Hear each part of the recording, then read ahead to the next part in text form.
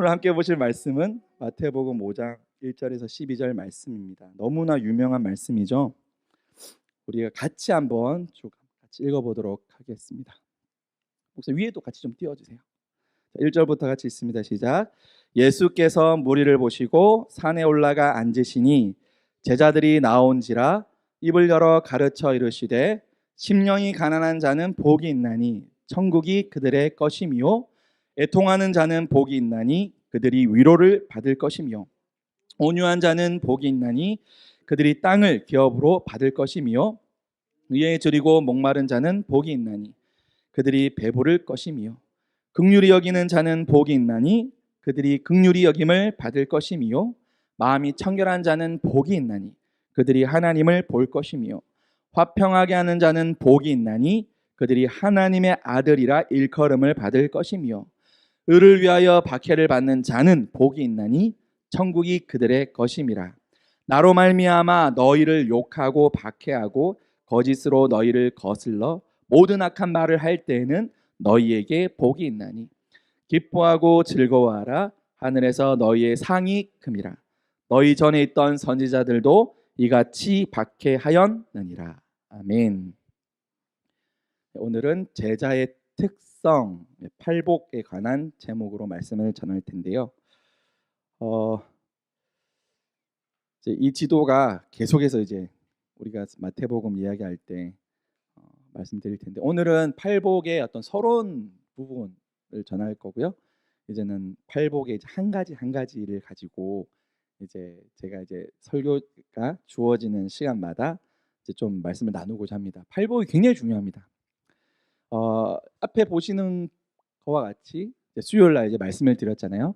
예수님의 사역은 마태복음에 의하면 공적 생애, 그러니까 복음을 증거하기, 예수님의 모든 생애는 저는 공적인 생애라고 생각을 합니다. 하지만 특별하게 복음 선교, 잃어버린 영혼, 하나님의 백성을 찾는 일, 그 복음 선교의 일을 전문적으로 그 기간을 이제 선교의 공적 생애라고 하는데요. 공생애라고 이야기합니다.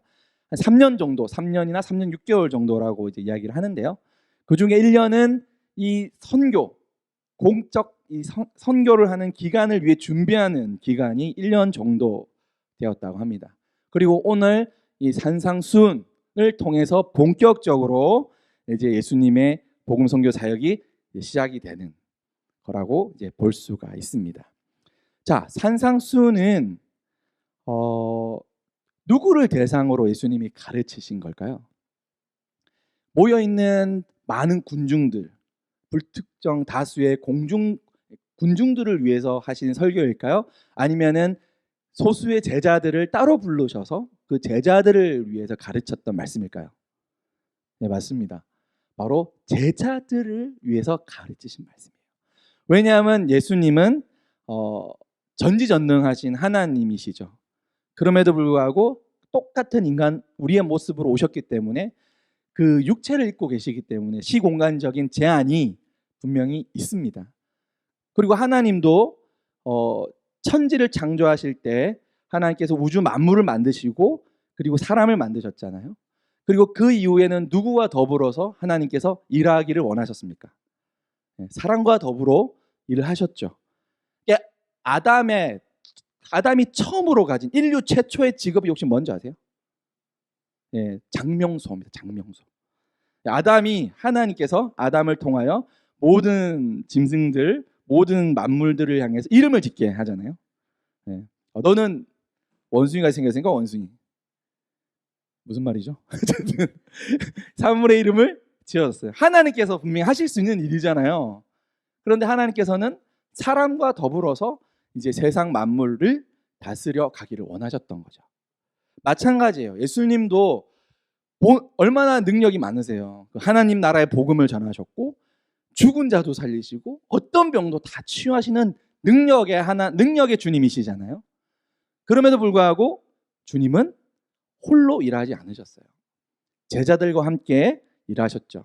그러기 위해서는, 제자들과 함께 일하기 위해서는 제자들을 어떻게 하셔야 돼요? 제자 훈련을 시키셔야겠죠. 오늘 이 팔복이 제자 사역의 매뉴얼이라고 볼 수 있습니다. 너희가 나를 따르고 나의 일을 행해야 할 제자로서 너희는 어떠한 삶을 살아야 돼. 이것을 가르친 것이 팔복이거든요. 그래서 우리가 팔복은 굉장히 중요합니다. 그 한 절 한 절 한 절의 의미를 자세하게 우리가 깨달아서 그 의미를 분명히 알고 또 그 의미를 가지고 우리가 실천하고 살아야 될 분명한 이유가 있는 거죠. 자, 여기 이제 갈릴리 지역에서 예수님께서 이제 사역을 시작하셨죠. 왜 갈릴리부터 시작했는지는 수요일 날 제가 충분히 설명을 드린 것 같고요. 이 갈릴리에서 이 가버나움에서 이제 첫 사역을 시작하시는데 이 산상수훈을 전했던 산 위에서 전했다고 하셨잖아요. 근데 그 산이 특정하게 지명이 나오진 않았어요. 근데 신학자들이 한 가버나움 옆에 있는 그 해변을 바라볼 수 있는 산이라 이렇게 이야기를 합니다. 근데 아마도 군중들을 피해서, 왜냐하면 그 마태복음 4장 마지막 절에 보면 예수님이 본격적으로 치유 사역을 하시잖아요. 그래서 뭐 병든 자도 고치고 뭐 여러 가지 사역을 본격적으로 행하십니다.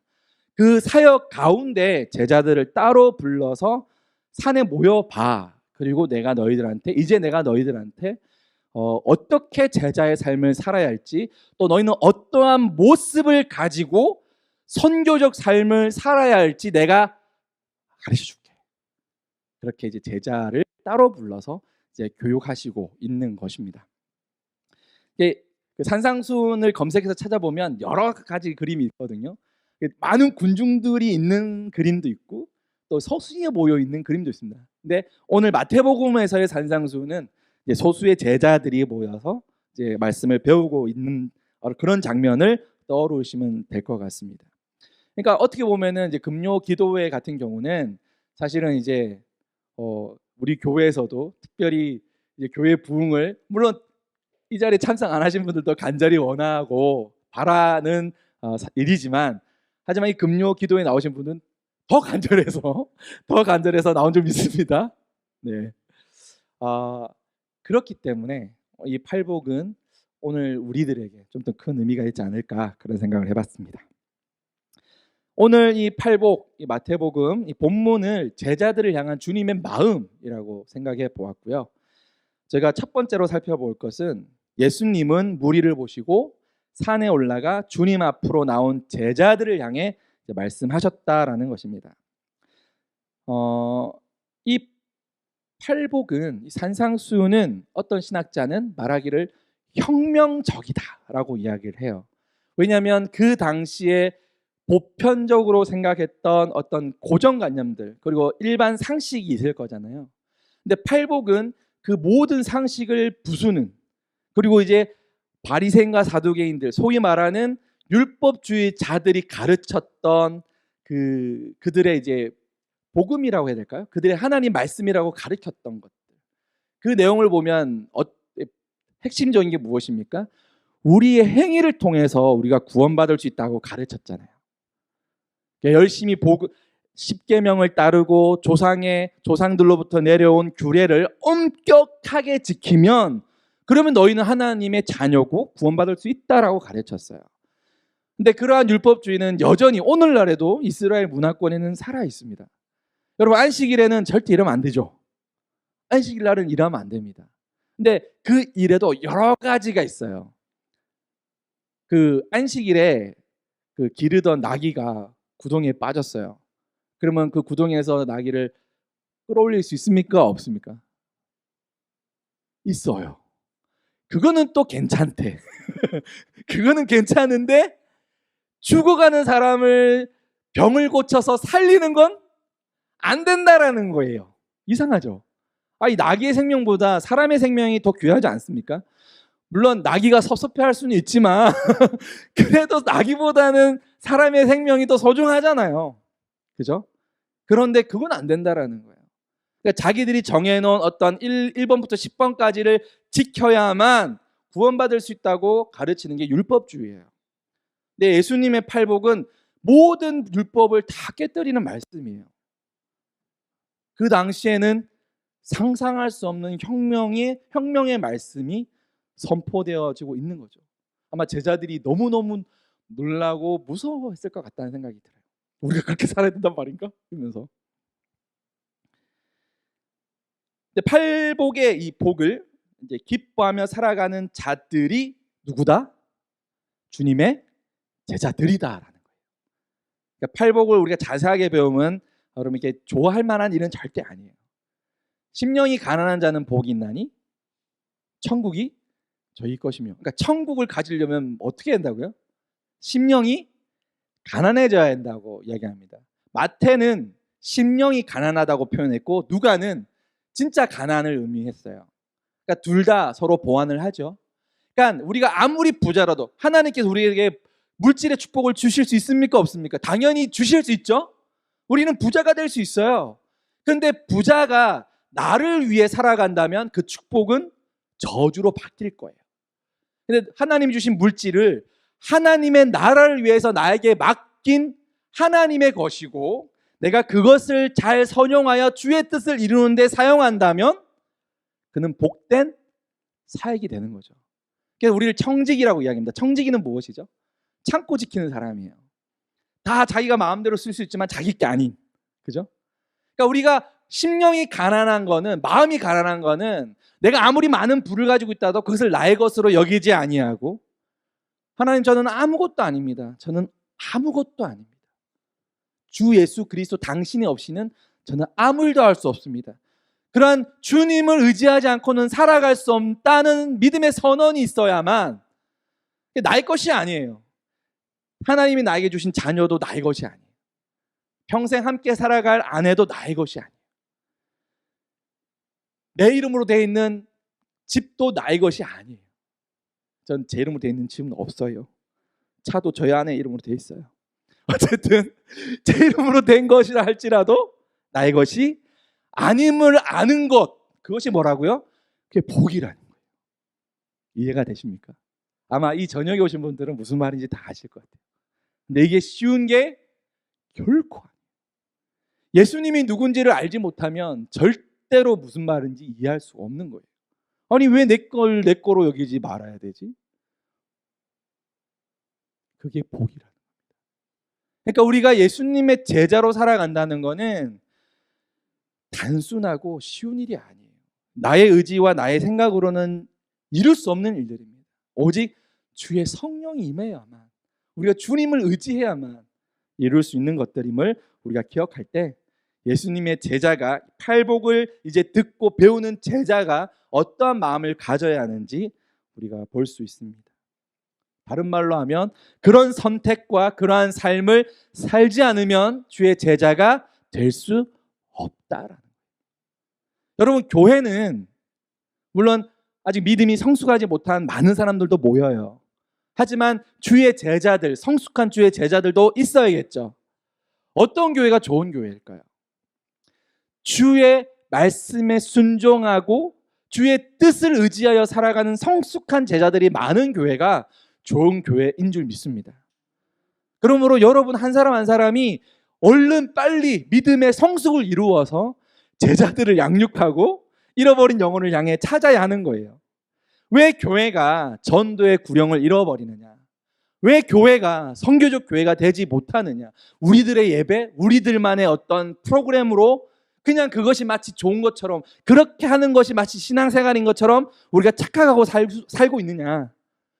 성숙한 주의 제자가 많지 않기 때문에. 우리가 성숙한 주의 제자가 있다면 잃어버린 영혼을 향하지 아니하는 교회를 향해서 견딜 수 없어 해야 돼요. 주님이 우리에게 주신 마지막 명령, 그 명령을 지켜 행하지 못하는 것에 대한 아쉬움이 우리한테 막 일어나야 될 줄 믿습니다. 그러한 열정들이 불러 일어나기 시작할 때 교회가 고여 썩지 아니하고 큰 강과 바다를 향해 살아있는 그런 교회가 될 줄 믿습니다. 많은 사람이 모여야 한다는 뜻이 아니에요. 한 영혼은 천하보다 귀한 줄 믿습니다. 그 천하보다 귀한 한 영혼을 붙들고 우리가 얼마큼 신뢰하고 있느냐, 우리가 얼마큼 기도하고 있느냐. 목사님, 저 한 명 마음으로 품었습니다.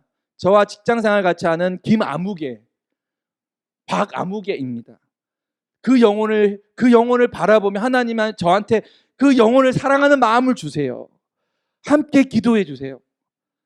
집사님 한 명 품었는데 좀 기도해 주세요. 그러한 일들이 우리 가운데 일어나야 될 줄 믿습니다.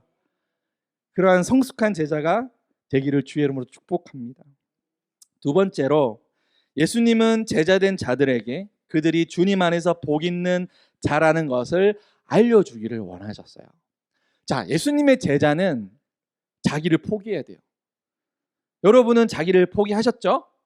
왜냐하면 침례 받으셨다면 그 침례식의 의미와 침례를 받고 난 이후의 삶은 전혀 다른 삶이에요. 침례는 장사를 지내는 걸 의미하는 거거든요. 물속은 죽음과 무덤을 의미합니다.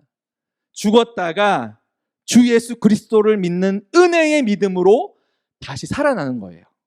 아시죠? 내가 침례받은 침례교인이라면 여러분은 이미 주의 제자인 줄 믿습니다. 그렇다면 포기하며 살아가는, 맨날 져줘야 되고 맨날 양보해야 되고 맨날 헌금해야 되고 맨날 나와서 봉사해야 되고, 아 뭐야 이게, 나도 내 개인의 삶을 살고 누리고 싶은데. 요즘 청년들이 그래서 교회를 다 떠나는 거예요. 옛날에는 교회 나와서 같이 밥도 해먹고 같이 청소도 하고 그게 재밌어요. 이제는 세상이 그런 일이 많이 해요. 세상이. 그런데 교회 안에 매력이 없습니까? 요즘 청년들이 미션을 막 해. 미션 같은 게 주어져가, 임무가 주어져서 그 임무를 푸는 그런 걸 굉장히 좋아하거든요. 그래서 사람이 게임에 열광하는 거예요. 게임은 단기간에 내가 이루어야 할 분명한 목적이 있고 그 목적을 위해서 자기를 막 캐릭터를 키우고 막 자기는 현질 무슨 말인지 모르시죠? 아셔야 돼요. 현금 돈을 주고 막 캐릭터를 사고 막 그런 거예요. 게임을 하신 분들은 아실 거예요. 우리 한 분이 흐뭇하게 웃고 계시는데 제가 무슨 말인지 아시는 거죠? 아마 애 키우는 어머니라서 잘 아실 거예요. 현질을 막 합니다. 아니 돈 없다는 친구들이 꼭 아르바이트 해가지고 좀 돈 없이 살아요. 그럼에도 불구하고 그런 데는 돈을 아끼지 않아요. 왜? 자아가 성취되니까. 그게 자기한테 어떤 유익이 있지 않아요. 실제로 그게 뭐, 근데 그 마음에 감동을 주고 그 미션을 이루었을 때 성취감을 주는 거예요. 교회가 그런 미션을, 그런 꿈을 다음 세대에게 줘야 돼요. 그 꿈을 우리 교회는 주고 있느냐라는 거예요. 그 꿈을 누가 줘야 돼요? 바로 여기 계신 우리 장년 어른들이, 믿음의 선배들이 줘야 돼요. 어떻게 줄 수 있어요? 천하를 구원하는 이 천하를 구원하는 그 놀라운 복음 선교 사역에 얼마큼 열정적으로 뛰어들어 있느냐, 그 모습을 보고 감동하는 겁니다. 그리고 그러한 삶을 살 때 주님이 주시는 복이 있는 줄 믿습니다. 그 놀라운 환희와 감격과 기쁨, 그 엄청난 보람, 그런 것들을 너무 우리 잃어버리고 살지 않아요? 이제 그 일들을 우리가 다음 세대에게 보여주는 그런 주의 제자가 되어야 됩니다. 복을 받는 사람이 어떤 사람인지, 천하를 구원하는 자가 누구인지 보여줄 때 교회는 매력 있는 교회가 되는 것이에요. 야, 너희는 게임하냐? 나는 천하를 구한다. 야, 너희는 축구하냐? 나는 세상을 구원한다. 여러분, 교회가 세상을 구원할 수 있을까요? 없을까요? 여러분, 영혼의 구원도 교회를 통해 이루어지지만 사회의 구원도 교회를 통해서 일어나는 줄 믿습니다. 2000년 교회 역사가 그걸 증명하고 있습니다. 때로는 교회가 타락해서 우리들만 잘 먹고 잘 살자 하면 교회는 타락했어요. 하지만 영혼을 향하여, 세상의 정의를 향하여, 세상에 억압된 사람을 향하여 교회가 손을 내밀기 시작할 때, 그것으로 찾아가기 시작할 때 그 사회는 변화가 일어났습니다. 그 현장에, 그 중심에 주의 제자들이 있었단 말이에요. 그게 무엇인지를 우리가 다시 보여줘야 합니다. 그래야 교회가 매력 있는 곳이 되고요, 놀라운 곳이 되고요. 야, 이 세상 안 변할 줄 알았는데, 야, 뭐 이 세상 다 똑같은 줄 알았는데, 야, 저 교회를 보니까 야, 세상 바꿀 수 있겠다. 바꿀 수 있겠다. 바꿀 수 있네. 바꿀 수 있겠다. 그러한 고백이 우리의 노래가 될 줄 믿습니다. 참 예배 끝나고 그 찬양 참 잘 좋은 것 같죠? 제가 선택했습니다. 자랑. 세 번째. 죄송합니다, 목사님. 세 번째. 팔복은 우리 예수님께서 우리에게 보여주신 삶이었고 주님의 마음이라는 것입니다. 이 8가지 이 복에 관한 이야기를 우리가 제대로 이해하고 그 복된 삶을 예수님이 그대로 삶으로 살아서 보여주셨어요. 예수님은 너희들은 이렇게 살아 하고 다르게 사신 분이 아니에요. 세상에 많은 철학자, 많은 위인들, 스스로가 신이라고 주장했던 많은 황제와 왕들도 있었지만 그들은 백성들에게 가르쳤지만 그대로 살지 않았어요. 하지만 우리 주 예수 그리스도는 가르치신 대로 그대로 사셨어요. 에휴, 목사님, 예수님이시잖아요. 아니요. 예수님도 배가 고프셨고요. 예수님도 채찍 맞으면 너무 아프셨고요. 예수님도 제자들이 배신했을 땐 너무 가슴 아프셨어요. 우리와 똑같은 육체와 정서를 가지고 계셨습니다. 하지만 예수님께 한 가지 있었던 건 하나님의 뜻을 이루기 위한 강력한 믿음이었습니다. 우리가 그 믿음을 가진다면 우리가 예수님과 똑같이 살 수는 없을지 모르나 예수님처럼 살아갈 수 있을 줄 믿습니다. 8가지 복이 무엇인지를 이해하고 그 복대로 살기를 소망하고 우리가 순종하며 나아갈 때 놀라운 하나님의 복을 누리는 저와 우리 모두가 될 줄 믿습니다. 이 시간 한번 기도하겠습니다.